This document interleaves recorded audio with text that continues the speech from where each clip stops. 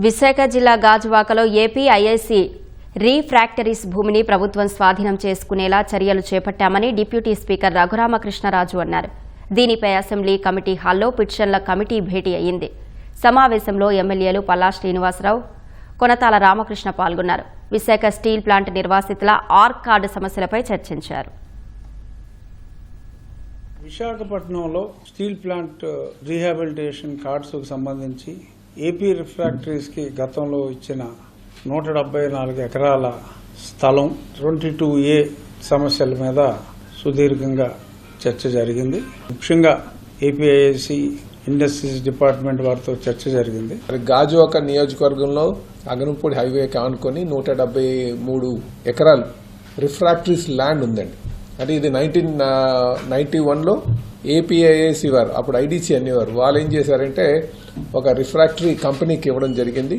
వారు ఒక 3-4 years run చేసిన తర్వాత ఆ యూనిట్ నాన్ పెర్ఫార్మింగ్ ఎసెట్ కింద ఎన్పిఏ కింద కన్వర్ట్ అయిపోయిన తర్వాత ఆ ల్యాండ్ అంతా కూడా విడిచిపెట్టి వెళ్ళిపోయారు. కొంత డబ్బులు లోన్ ఉంది దానిపైన, ఒక 19 కోట్లు లోన్ తీసుకున్నారు ఆ రోజుకి అని చెప్పేసి ఉంది.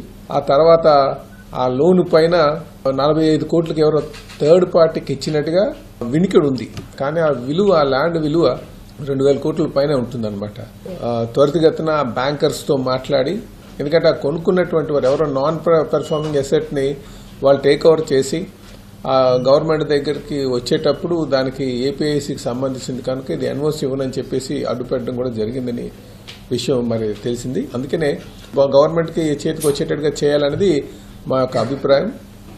అయితే అక్కడ 175 ఎకరాలు సుమారు 2000 కోట్లు విలువ చేసేటువంటి ల్యాండ్ ని మనం మంచి ఐటీ కంపెనీస్ ఏదైనా డెవలప్ చేస్తే బాగుంటుంది అన్నది మా ఉద్దేశం అండి. దీంతో పాటు ఆర్ కార్డ్ 1200 వరకు డౌట్ఫుల్ కార్డ్స్ ఉన్నాయని చెప్పారు. మరి పిటిషన్ కమిటీ దృష్టికి తీసుకొచ్చి ఆ కార్డ్స్ కూడా రెగ్యులేట్ చేయాల్సిందిగా కోరుచున్నామండి.